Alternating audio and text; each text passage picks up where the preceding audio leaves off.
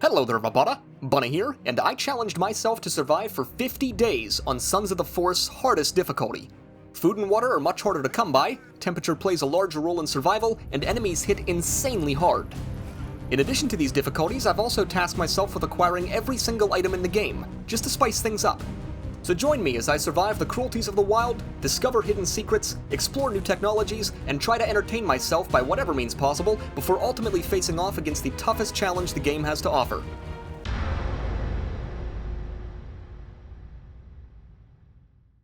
If you haven't watched the first 4 episodes of this miniseries, I would highly recommend checking them out first before watching the finale. There's a link to the playlist in the description down below. Day 41 begins with some quick breakfast and the daily trip to the bunker for supplies. Even though I was accumulating a decent stockpile of everything at this point, having more materials was never a bad thing, especially with the end of the game steadily closing in. On leaving the bunker, I stumble across Virginia in the woods and decide to change her outfit to the dress again.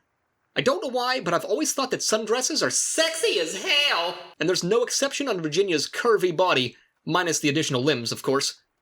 If you recall from the last episode in this miniseries, I've been scouring the forest on an endless journey to find the last type of mushroom that has eluded me so far. After about 10 minutes of running around and finding a whole lot of nothing, I happen to see this little question mark icon buried in the grass and decide to pick it up, which turns out to be the king oyster mushroom that I've been desperately looking for. This thing was ridiculously hard to find, but I think it's because they're seasonal, and I just happen to be in the right season right now, because I ended up finding more of them shortly afterwards. Next up was fireweed, which is something that I had growing back at the base, but I didn't have anything better to do right now, and figured I might as well just try to secure its acquisition, rather than relying on the farming system. This time around, though, I decided to look up its exact location so that there was no chance of failure. It still took me a bit of searching to find, but ultimately I found it growing where the almighty internet had suggested. I figured I might as well try to pick more while I was here, just in case it was needed in multiple recipes, which resulted in me coming across the motherload of fireweed. My god, imagine all of the blunts that Snoop Dogg could make with this. With our newly acquired herbs in hand, I was able to craft up the Health Mix Plus and Energy Mix Plus, checking 2 more unique items off of the list. I was so excited about this that I started murdering the local fawn population for no apparent reason. I stylishly vault over the base's defensive walls and throw another pot of food on to cook. Venison, in case you were wondering. While that's cooking up, I condensed down some of the resources I've been pulling in from the bunker, and as it turns out, I ended up accumulating an entire second set of tech armor. This is fantastic because it means I can now wear a full set and take a full set with me during the final boss fight. Next, I start tinkering around with some of the attachments on the crossbow. The flashlight doesn't seem to be all that noticeable, at least not in the daylight, and the laser sight just ends up obscuring my vision, so I don't think I'll use it. Tinkering around in my inventory got me thinking that I should probably do a quick assessment of what I have and what I need. After all, there's only 9 days left in this challenge, and I needed to make sure I was as stockpiled as humanly possible to complete this series. Plus, there was still a couple items that I had to check off the list, and I was getting worried that I wouldn't be able to acquire them in the time frame left. I was getting pretty low on shotgun ammo and stun gun ammo, so those 2 types of ammunitions would be top priority. I still needed the Moosehead trophy and the godforsaken turtle eggs, but I kind of gave up on acquiring both of them at this point. I figured that my best course of action was to set out on a journey hitting up some of the various campsites for ammunition, and if I stumbled across a moose on the way, then it's just 2 birds with 1 stone. Unfortunately, it would seem that some of these camps don't respawn, or at least the ammunition that they provide doesn't, so a lot of these locations were just a bust. Not very long into the quest, though, I get swarmed by these really fast spinny creatures. I didn't want to have to fight this many creatures at once without my base defenses, and I was concerned about wasting supplies that were needed for the final fight. I noticed that Virginia wasn't terribly far away, so I made a beeline for her so that she could help kill them all. I know I've bitched about the difficulty of this game mode before and how unforgiving the damage is, but just as a reinforcement, take a look at my armor loss after a single hit from one of these creatures. Stack another hit on top of that, and there goes literally all my armor, from 2 fucking hits. Since I couldn't exactly stop to equip more armor, I decided to run back to base and get on top of my defensive tower. This allowed me to safely armor back up, and gave me the ranged advantage if they came barreling after me. Fortunately, they seemed to have given up and didn't pursue me, which is great because I had already lost enough armor for no reason whatsoever. Day 42 begins right where I left off. The creepy creatures were nowhere in sight, so I set out looking for more campsites. Oh, shit! Shit! Son of a bitch! Along the way, I get attacked by a bunch of cannibals, but it's actually pretty fortunate because it means I can burn the bodies and replenish some of the armor that I lost. I still wasn't completely giving up hope on finding the turtle eggs, and I always checked the shores as I was traveling by, but man, it was starting to look pretty slim. After a good long while of searching, I finally came across the camp that I hadn't looted yet, and was able to snag some much-needed slug ammunition. I systematically traveled the entire map and basically hit every location that I could find to stockpile on ammo. I ended up finding a turtle in a small pond at one point, which got me really excited that there might be eggs nearby, but alas, there was none. I found some more pistol ammunition, but trying to find a healthy supply of shotgun ammo from these camps can be summarized by the following 2 clips. I hit up the bunker when I was in the neighborhood, and returned to base to see what all recipes were left to make in the cooking pot. Cream of mushroom was one of them, but I needed some more king oyster mushrooms to make it. I could potentially make the liquid battery recipe, but I didn't have enough guarana berries to make it happen. I also still needed the eggnog, kitchen sink, and protein shake, but all of these required turtle eggs. I figured that the best course of action was to plant the guarana berries, as they were obviously pretty rare to find. I even poured some water on top of them for good measure. Next, I set out looking for some more king oyster mushrooms since I was so close to completing that one recipe. I spent an ungodly amount of time running around in the forest looking for these things. I don't know why, but they're incredibly rare and really hard to spot in the dense forest, but after a while I ended up finding the last one that I needed to complete the recipe. I ziplined my way back into the base and threw together all of the ingredients necessary to make the cream of mushroom soup, which technically isn't an item on the list, but an achievement nonetheless. Day 43 begins with a healthy breakfast of boiled fawns! Just outside the base is a creepy enemy just hanging out, so I decide to sneak up on him with the crossbow. Like I was saying before, these attachments are really clunky looking on the crossbow, and pretty much just obstruct your view, but there's a little tiny gap between the iron sight and the attachment where you can still see a little bit. The real reason I was running around outside of the base was because I wanted to reacquire the hang glider just like before. Fortunately, there is one located on a cliff not terribly far from the main base, and I knew I was going to need it in the near future, so I wanted to make sure it was inside of my base and ready to go. You see, the last bunker that I have to tackle on day 50 is the luxury bunker, which is located on the far eastern side of the map. My base was nowhere close to here, and considering I would want to gear up before tackling it, I needed a fast way of getting there once I was ready. I position the hang glider safely within the walls of the base, and kill a little bit of time waiting on food to cook by playing some guitar. Now, it was at this point that I finally decided to set out to find the Moosehead trophy. With only 7 days left in the challenge, I was kind of cutting it close, especially since moose weren't exactly common to find. The turtle shell launcher was actually pretty damn useful in getting some height and taking off with the hang glider. While I was looking for the moose, I still continued to hit up campsites for ammunition. Multitasking was essentially the only way I was going to accomplish everything I needed to and be ready for the final fight. Because of how fast I could travel with the hang glider, I was inspired to revisit some old cave sites and pop inside for quick ammo spawns. Honestly, this is probably something I should have been doing all along, but I digress. Then I stumbled across something truly fantastic. A giant cannibal holding a goddamn running boat motor as a weapon. I had never seen this in all of my time playing the game, and could only speculate that it was either incredibly rare, a glitch, or something added with the most recent patch. Either way, it's fucking awesome. I also found a throne of human remains that you can actually sit on, which is disgusting but cool. The next campsite that I find is actually quite dangerous. There's so many enemies in this small area that I decided to open up with a grenade in the effort of saving armor. This actually worked out tremendously well, and I was able to take out the entire camp with minimal resources lost.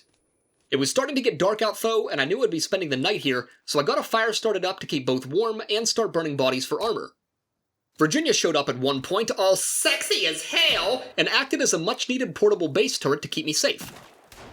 Kelvin showed up too, but, you know, it's Kelvin, so you can't really expect much. I try to sleep the night off when it's dark enough, but a bunch of cannibals started showing up to interrupt my much-needed beauty sleep. I took them all out, but the game wasn't done with me yet. Day 44 immediately begins with a full-on assault from a horde of creepy enemies. Between my katana, Virginia's unrelenting shotgun abilities, and Kelvin's ability to kneel, we're actually not doing too bad. Just as we're taking them out though, reinforcements start barreling in. I figured that Molotovs were the easiest solution for the human centipede thing, so that's what I stuck with. After all of the dangerous creatures were taken care of, all that's left were a bunch of those little golem creatures. I figured this was the best time to break out the new revolver and give it a spin. No pun intended. This thing actually puts in some work, and seems way more powerful than a regular pistol does. Plus, I have a huge supply of ammo for it that I can use. Oddly enough, as the fight was finishing up, I noticed this little shiny black and blue thing lying next to a mattress. It turns out that this was the hoodie, which was the last piece of apparel that I needed. Now, I would be lying if I said I planned this. I actually had zero idea this was here and completely overlooked it on the list of items that I still needed. Sometimes, destiny can be a weird thing, even if it's only for a hoodie. I take a few moments to cook up some much-needed breakfast before setting course back to base. Along the way, I find one of those fast, creepy creatures wandering the forest, so I try out the revolver to see what it can do. Not too shabby, if you ask me. Even though I didn't find the Moosehead trophy yet, I did come back with some more ammunition and the hoodie, so all in all, it wasn't a bad excursion. Seeing that cannibal with the motor in its hand had me questioning if there was a game update. If there was, then there might be some new stuff in the survival handbook to make. I skimmed through the pages and came across this silent alarm, which was most certainly a new addition. I had all of the stuff on me to make it, so I figured why not try it out. After building it though, I wasn't sure how to use it or if I had to link it up to more wiring of some nature, so I just left it for right now. As a weird last-minute side project, I decided to mount all of the animal head trophies I've acquired so far alongside the base. I arranged them in no particular order, as you can clearly see, but it's a display of power and completely necessary. Necessary? Is it necessary for me to drink my own urine? Probably not. I placed another skull on a stick and used the revolver to wipe out the local bird population. My arrow supply was starting to get low, and this was the best way to acquire feathers. If you haven't noticed by now, I'm simply tinkering. It was getting late in the day, and I knew I couldn't set forth on any grand adventures before nightfall. Doing small things like crafting arrows and hunting for food was the best option for the time being. When you're a deadeye like me, though, it doesn't take long to acquire food. Nope. Nope. Nope. Nope. Nope. I came across a few creepy creatures along the way that were getting awfully close to the main base, so I decided to take them out before they do any damage. Back at base, I discovered that the guarana berry bush is fully grown and producing. It only seems to produce about 3 berries at a time though, but oddly enough, I can only carry 4 berries at a time in my inventory. This is really strange because the liquid battery recipe that I'm trying to make calls for 10 of these things. This means that I'm gonna have to get creative. Now, fortunately, this bush replenishes at lightning speed. In fact, it seems to grow new berries as soon as you line of sight it, so acquiring them won't be an issue. I decided to clear some spots on a few shelves to stockpile some of the berries there while I'm gathering them. Just like with my inventory, the shelf can only support 4 berries per slot, which is either an unintended bug or these berries are dense as hell. Either way, this problem was for tomorrow because this little Bunneh was beat. Day 45 begins with fish fillets, picking more berries, and staring longingly into Virginia's eyes. I know that look, girl. Oh damn, you nasty! Apparently, I left the gate open at some point, and a bunch of mutant babies came rushing in, but Virginia's shotgun slinging, my katana swinging, and Kelvin's bitch-like cowering takes them down. I decide to move the silent alarm to right in front of the main gate and purposely leave it open to see if it does anything, or if I have to tinker with it some more. Then comes more of the standard stuff like guzzling cereal and looting the bunker. I spot a few turtles just below my base and decide to take them out with my compound bow in the hopes of getting some additional shells, but unfortunately the drop rate of acquiring shells is terrible. Don't worry though, I handled the situation pretty calmly. So I'm now 45 days into this challenge, and I'm bored. There's no two ways about it. I've explored all of the caves and acquired all of the items with the exception of the moose head and turtle eggs. I didn't forget about the moose head necessarily, but I didn't feel like running all over the place looking for it at this particular point in time. So what is a Bunneh to do, you might ask? Well, remember a long time ago when I said there was 2 projects in this series that were completely unnecessary giant wastes of time? Yeah, I'm about to start that second one. In my defense, the final product will serve a purpose. Like I said before, the luxury bunker is about as far from our base as you can possibly get, and it doesn't make any sense to spend the night there the day before, which means I need to be able to get there as quickly as possible on the 50th day. The turtle shell launcher worked out pretty well with getting me in the air before, and I reasoned that having a launcher at the top of a tall tower might be kind of awesome.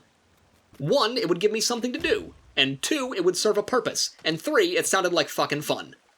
Now, because this structure was 2x2 and not 1x1 like the towers I had built before, I had to rethink the method in its entirety. This slowed me down at first, I won't lie, but I got my shit together and figured it out.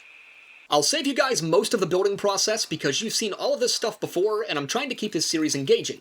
But essentially, in essence, I'm ramping logs up around the entire perimeter of the structure to gain height. Now, I won't lie to you, this project took a ton of work. I used the heck out of the chainsaw and Kelvin's man-baby toddler strength to make steady progress. For the most part, the project was going pretty smoothly, but I did have a few close calls with slipping off the edge of the logs. As the tower got higher, so did the chances of dying when falling, but that's just a chance that I had to take. I worked for as long as I could before night started to set in, and after taking a step back, I was pretty proud of the progress for one day. Sleeping with a running chainsaw doesn't sound very comfortable, but don't knock it till you've tried it. Day 46 begins, and I get right back to it. Kelvin was trying to slack off, but I stopped that shit immediately. I've got chainsawing to do! Trees to fell! Just don't use a chainsaw vertically, it really doesn't work all that well. What the... Anyways, the procedure for the tower sort of remains the same. I grab some logs, use the turtle shell to bounce up, place the logs where they have to be, and descend back down. Now, I'm simplifying the hell out of this and skipping most of it, believe me, but the final product is a tower that is an additional 8 logs high on top of the defensive bunker that was already 1 log high. I literally can't make this tower any higher because of the way that it's constructed, but I wasted enough time as it was already. Climbing up here with a hang glider reveals that the view is awesome, but still not as high as I would like it to be. When the time comes to take flight, I was still going to have to fly around the mountains surrounding my base instead of over top of them, but I knew that well in advance. I still wanted to incorporate a turtle shell launcher up top somehow, but that means that I now have to build up some more logs to make a platform. Before I make much progress on that, I get attacked by a bunch of cannibals, which is the perfect time to try out the rifle. From my first experiences, it fucking sucks. It kind of seems to struggle to shoot through tight spaces, and hits objects instead of the target you're aiming at. Also, I lose my alarm system during this siege, which pisses me off. I eventually just decide to hop down and finish off the remainder with the compound bow like normal. Now normally, I'm the one that cuts down the trees, and Kelvin simply picks them up and stores them for me, but I figured for once I would have him cut down some trees to save on time. The one time I have him cut down trees, what's he do? He goes for the one nice-looking tree inside of the base. God damn it, Kelvin! Anyways, Kelvin's blunders aside, I was making steady progress on the platform up top. I grabbed one of the turtle shell boosters we already had made to place it up on the platform. The moment that I placed it down, though, it activated and gave me an instant heart attack. I wanted to test this out with the hang glider so badly, but it was already getting pretty dark outside, and I opted to wait until the next day. This little Bunneh was tired. Day 47 begins, and I want to try this out so badly that I'm basically just gonna...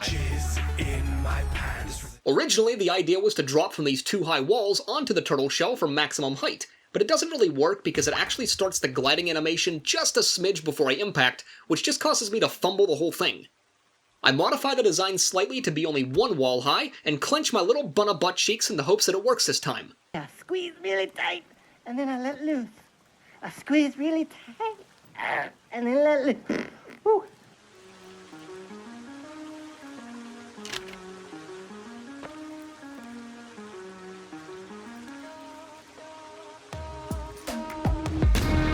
Gloriously! It works like a charm, and I effortlessly take flight like a goddamn bird! One with wings. Wings that can soar. Did I need to explain all of that? Probably not. But I was proud of this design despite how much of a giant time sink it was. With that massive build out of the way, I get back to the standards. You know, eating, ziplining, looting, etc. When I get back to base, I uncover a conspiracy like no other. There's a single bad guy making a beeline straight for my new indestructible Bunneh tower. Now, if you ask me, he's here to gather intel or sabotage it because he knows it's far too dangerous to leave standing. Either way, I eliminate him from above because... I have the high ground! As it turns out, there was a couple more enemies lying in wait, but that only further solidifies my suspicions. They sent a whole fucking squad, but I was ready. One of them scares the hell out of me when he knocks me down from behind, but arrows solve the problem. Arrows always solve the problem. Fucking love arrows. So now, I'm bored again. And after picking up and throwing around a golf ball inside of the base, I decide to try hitting it with a golf club that I found. As it turns out, you can actually drive and putt using the club. I had no idea this was a thing, and now that I've discovered it, I had the burning need to head back to that golf course. Ludicrous speed! Go!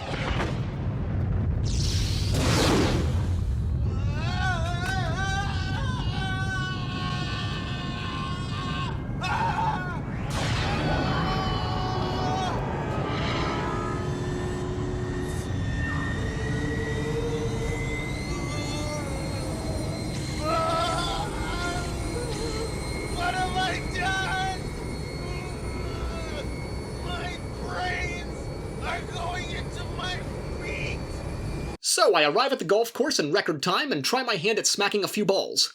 I don't get very far though, because I get attacked of course, but it's nothing that blades and bullets can't solve. After a few attempts at smacking the ball around, I finally get it in the hole. I was kind of hoping that there was a Steam achievement of some kind, or a cosmetic reward for doing this, but alas, I didn't receive anything. Maybe if I was to actually play the course the whole way through, or get a hole-in-one with a long drive, it would do something, but I felt that I had already spent enough time here and it was getting late. After I finished the entire miniseries, I decided to check the Steam achievements to see if there was anything listed there in regards to golfing, but the last 4 achievements that I didn't receive yet are hidden, so I'm not sure. Of course, I could just look it up online, but I'm not really all that concerned about it. Oddly enough, Virginia followed me the entire way here to give me some salmon berries. Pro tip, fellas, if a woman follows you on foot all the way to the golf course just to bring you food, you marry that woman. That is, if she's not hideous. I mean, I can get past the extra limbs because you can do some freaky shit with more appendages, but a busted face? Oh my god, there's not a lot you can do about that.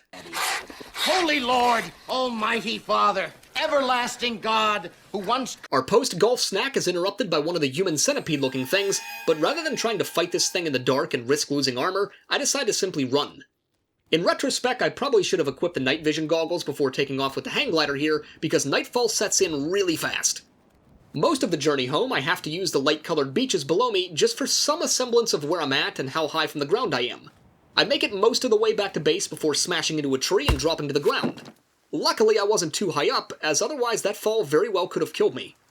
I slap on the night vision goggles for the rest of the way home and curl up inside of my stick bed for a good night's rest. Day 48 begins with some inventory management and assessment. I was still sifting through everything to make sure I had acquired all of the items on the list, and as far as I could tell, the 2 things I was missing was the moose head trophy and turtle eggs, but if I'm being honest, I had pretty much given up hope on both of these things.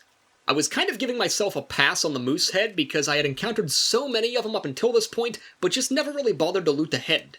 The turtle eggs were a complete blunder because they were apparently seasonal, and as you can tell from looking at my inventory, it was now fall. So with only 2 days left in this series, I really had nothing better to do. What you're looking at is the shell of a man that set out to acquire all of the items in 50 days, but was more than likely going to fail that challenge. Or was he? The plot thickens. Regardless of whatever happens, I was still seeing this through to the end. I decided to use some of my excess resources to craft a bunch of leaf armor because I figured that somehow if I used the other armor I had, some armor was better than none.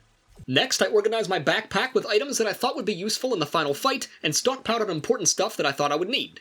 After that was done, I was fucking bored again, which means random tinkering. I found these rock pathways in the survival handbook and never had a chance to check them out before. Basically, they snap to each other and let you form paths wherever you want. Best of all, they eliminate the grass underneath so that you're left with a nice clean-cut path that's easy to see. There's also a stick version of this, but I much prefer the rock version. I get attacked by cannibals during my tinkering, but the revolver puts in work. I kind of wish I had this thing sooner if I'm being honest. I take out my aggression on a few more golf balls and decide, you know what, I'm gonna go out for that Moosehead trophy after all. Fuck it. I still have a little bit of time left, and I have plenty of armor in case I take damage, so I think I can spare the risk. Okay, never mind. I see a cannibal camp down below me and do the only logical thing I can think of. Unfortunately, my moose adventure gets cut short when I get swarmed by all of these fast, creepy creatures. Molotovs were one of my staple weapons here because they were so cheap to make and did some pretty good damage to multiple things at once. The remaining creatures I took out with a combination of revolver shots and crossbow bolts. All in all, I come out of this fight without getting hit a single time, which I'm super proud of. I recrafted all of the Molotovs that I expended and simply headed back to base because it was already getting late. Now, I'm not sure if you guys are keeping up with the days here or not, but this means that I only have 1 day left to find that moosehead. That's not a lot of time, that's like 1 day. Day 49 begins with a breakfast of boiled water and fish, just like Mom used to make. I was bound and determined to find that moosehead today, if it's the last thing I do. The turtle eggs, on the other hand, I had long since given up on. Or had I? Okay, I'll stop, I'm sorry. There was one location in particular on this island that I always had luck finding moose at during my last playthrough, so I figured that was my best bet. I scoured around the pond and all the surrounding forest for a long while before finally stumbling across a single glorious moose standing near the water. Holy shit, I can't believe I actually found one. I figured the katana would take it down pretty quickly, but these things are actually really tanky. After skinning the thing, I was awarded with what I thought would be the last item on the list, the Moosehead Trophy. What happened next, I had no way of predicting. You see, I still had some time to kill before I had to go back to main base and prep for the luxury bunker, so I figured why not wipe out this cannibal camp for some fun? And that's when I saw it. Wait a minute. Lying on the beach were 4, count them 4, turtle eggs. What the Now, I know what you're thinking. Bunneh, there's no way in hell this is legitimate. And believe me, I kind of feel like I was somehow cheating here too. After all, it's day 49 and it's fall. Based on what I know, these eggs shouldn't be here. I have no explanation for this, and I promise I didn't cheat or spawn these in because quite frankly, I have no reason to. The whole purpose of this miniseries was to challenge my abilities, and cheating would completely compromise that. I was fully prepared to take the L and just complete the miniseries to the end without ever acquiring these, but some things are just meant to be. Finding turtle eggs is apparently one of those things. For the record, I spared the turtle's life because it just contributed so much to this series and had no idea. I now had every single item checked off the list. The only thing left to do was to attempt to make the meals that I could using turtle eggs. Once again though, I just want to point out that these food items are not on the list, but rather just an additional task that I challenge myself with. Now the unfortunate part about this is, I only have 4 turtle eggs, which means I can only make the protein shake recipe and not the eggnog recipe. I also can't make the kitchen sink because I'm all out of king oyster mushrooms, and I just don't have time to run around the forest this late in the series. Now I stalked the hell out of this turtle for a very long time, hoping I would get lucky and find some more eggs. Unfortunately, it didn't want to lay anymore, but I couldn't complain. This turtle had done enough already. Finding these eggs here this late in the series did throw a little bit of a wrench in the works though. I was too far from base to make it back before nightfall, which forced me to set up camp here for the night. Luckily, I had all of the ingredients on me to craft the protein shake recipe, which would at least be good food for in the morning. The plan was to stay the night here, follow the turtle around some more for the off chance that it lays more eggs, and return to the base in the morning to fully gear up. I even installed a zip line at one point to make the trip down to the turtle location faster, but it didn't exactly work out. I also had to battle some creepy creatures trying to stop my turtle egg empire, but this was a cause worth fighting for, damn it! Nightfall set in fast, which made me resort to using night vision goggles to see. They were way too bright to wear on the beach, but I learned that if I tapped the night vision goggles on and off, I would get a burst of light that helped me see better. Alas, there were no more turtle eggs to be found, so I walked back up to the base, gave Virginia a nice slap on the ass, and went to bed. Day 50 begins, and holy shit, I fucking made it! Wow! There's still some things to do before I tackle that final bunker, and I'm nowhere near base. Luckily, I've got the hang glider, and I intentionally spent the night on the edge of a cliff, so the journey back to main base doesn't take up too much time. Taking one final look at the cooking recipes, I wasn't able to make the eggnog or the kitchen sink recipe. If I'd acquired more turtle eggs sooner on and in larger quantities, all of these would be possible, but the fact that I had acquired them at this late in the series was a freaking miracle. I had checked every single item off the list, and that's what actually mattered, so I wasn't too bothered about not having cooked these foods. I very quickly put on my full suit of tech armor and grabbed my other full suit from the armor stand inside of the base. I also had a full suit of creepy armor, a full suit of bone armor, and a full suit of leaf armor if it really came down to it. I slurped down some boiled meat, ate the head of a fish for good luck, and climbed atop the launch tower for the final flight of the series. Now, just as a refresher, the luxury bunker was located at pretty much the exact opposite side of the map from me, which means I had a long flight ahead.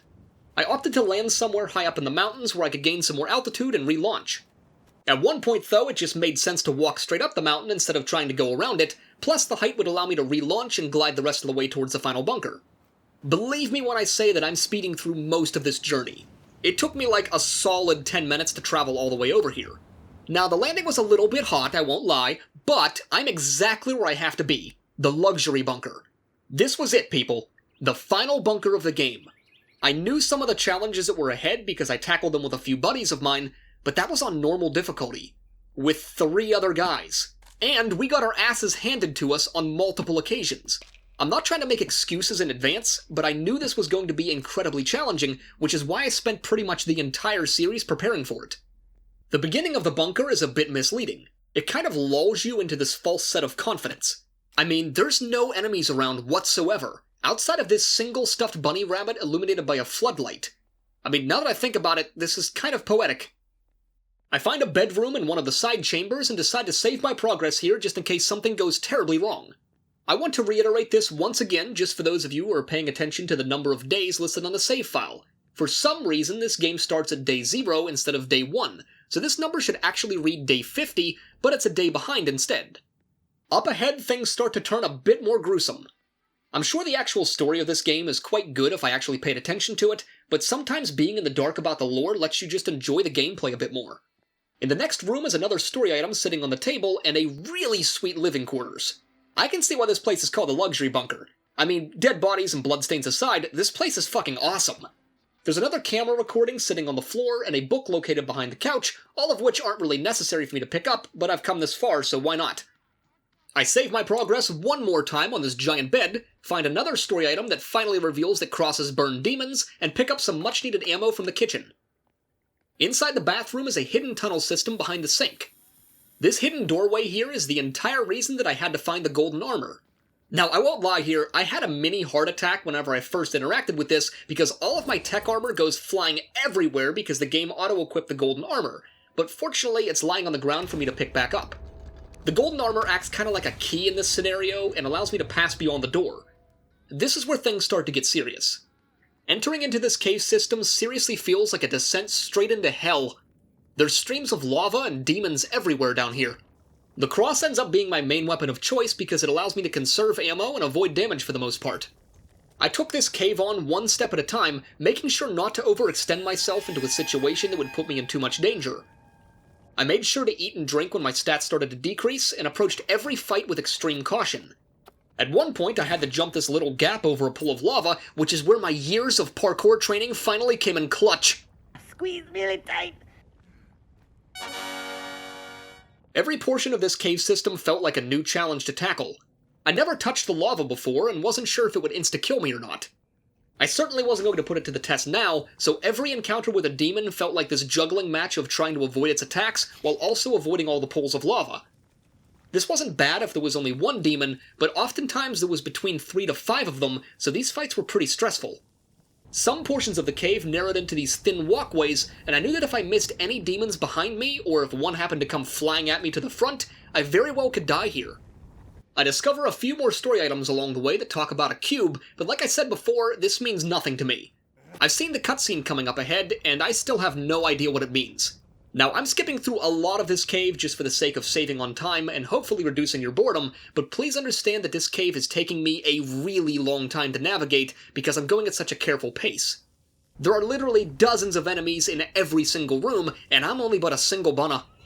I finally lost my first piece of tech armor when a demon comes out of fucking nowhere and attacks me from behind, but I was honestly expecting to lose a lot more armor up until this point, so I'm not too upset.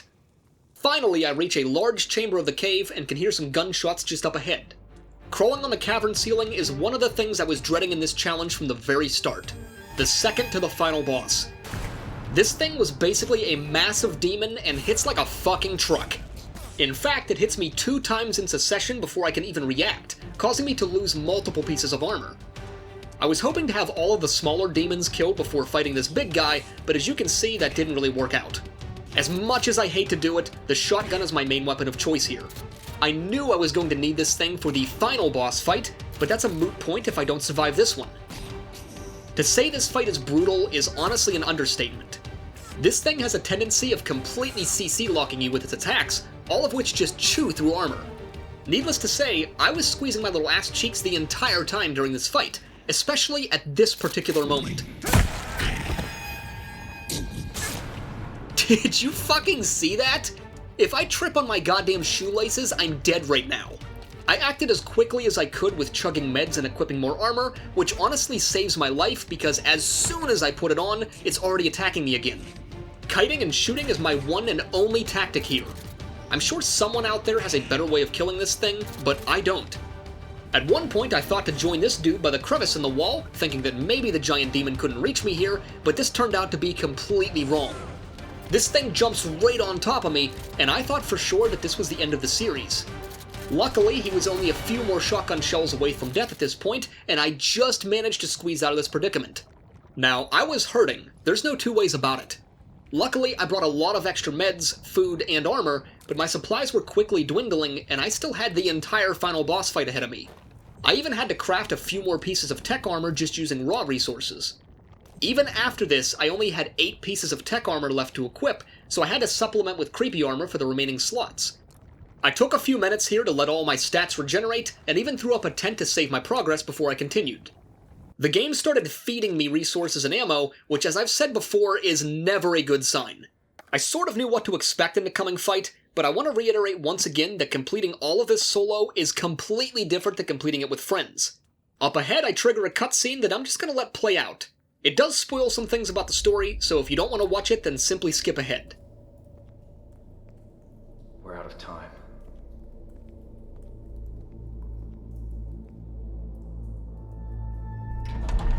No.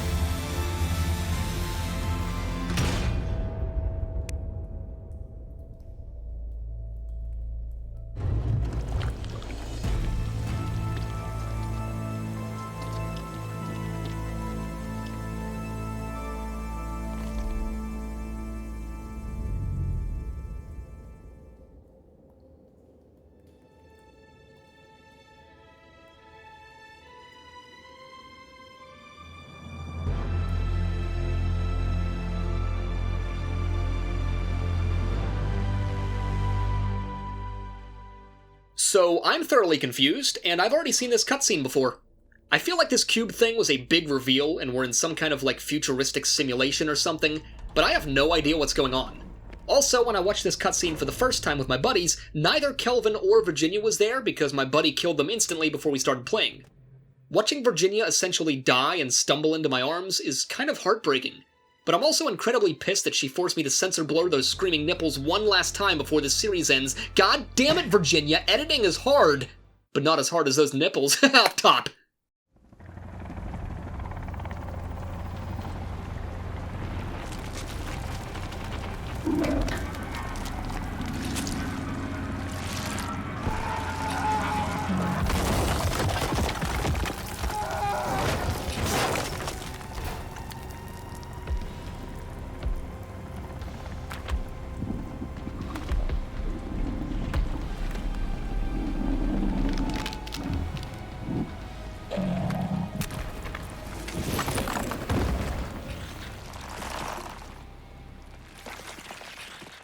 Holy hell, here we go.